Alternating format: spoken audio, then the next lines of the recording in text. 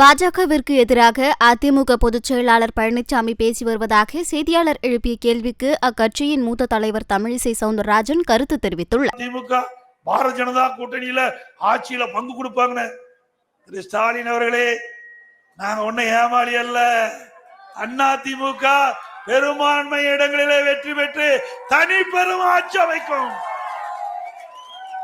எங்களுக்கு கூட்டணி வேணா வேணும், வேண்டானா வேண்டாம், எதை பத்தியும் கவலைப்படல. உன்னை போல வாரிசுக்கு ஆட்சி வருவதற்கு நாங்க துடிக்கல. மக்கள் விருப்பம், அதை நாங்க நிறைவேற்றுவோம்.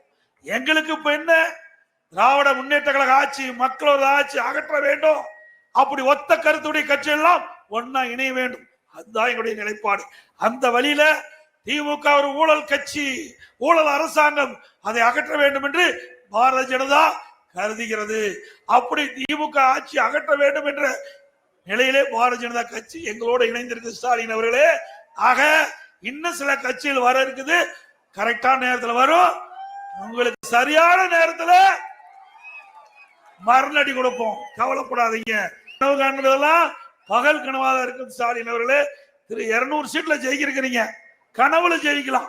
நிஜத்துல அதிமுக கூட்டணி தான் 210 இடத்துல ஜெயிக்கும். உண்மைதானே? என்ன செஞ்சிருக்கிறாங்க மக்களுக்கு போய் கேட்கறதுக்கு. இன்னைக்கு விலைவாசி உயர்ந்து போச்சு. முன்னை முட்டுக்கிட்ட அளவுக்கு விலைவாசி உயர்வு. கட்டுமான பொருட்கள் இனிமேல் கனவுல தான் வீடு கட்டிக்கும். இனிமேல் கனவுல வீடு கட்டி மகிழலாம். அதை அதிமுக எடப்பாடி பழனிசாமி பிஜேபி பற்றி எதிராக பேசிட்டு இருக்காரு. கூட்டணி கட்சியா இருக்குது. அதை பத்தி இல்ல, அவர் ஒண்ணு எதிராக பேசலையே, ஆதரவா தான் பேசிக் கொண்டிருக்கிறார். ஆனா இவங்க இணைந்து விட போகிறார்களே அப்படின்னு பதற்றப்பட்டு திராவிட முன்னேற்ற கழகம் இண்டி கூட்டணி எதையாவது சொல்லி கொண்டிருக்கிறார். அது அவர் என்ன சொல்றாருன்னா, உங்களோட சூழ்ச்சி பதிக்காதுன்னு தான் சொல்றாரு, வேற ஒன்றும் அவர் சொல்லல. மரியாதைக்குரிய அமித்ஷா அவர்களும் எடப்பாடி அவர்களும் தெளிவா இந்த கூட்டணி எப்படி எடுத்து செல்லப்பட போகிறது என்று தெளிவா சொல்லிட்டாங்க. கூட்டணி வெற்றி பெறும்.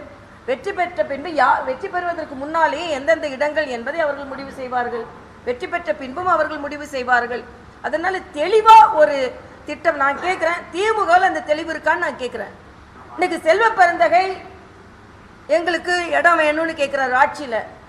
தம்பி கார்த்திக் சிதம்பரம் சொல்றாரு, அண்ணன் திருச்சி வேலுச்சாமி சொல்றாரு எங்களுக்கும் இடம் வேணும். ஏன் அண்ணன் திருமாவளவன் சொல்றாரு, நாங்க 4 ஓட்டு விழுந்தால் 1 ஓட்டு எங்க ஓட்டுன்னு சொல்றாரு.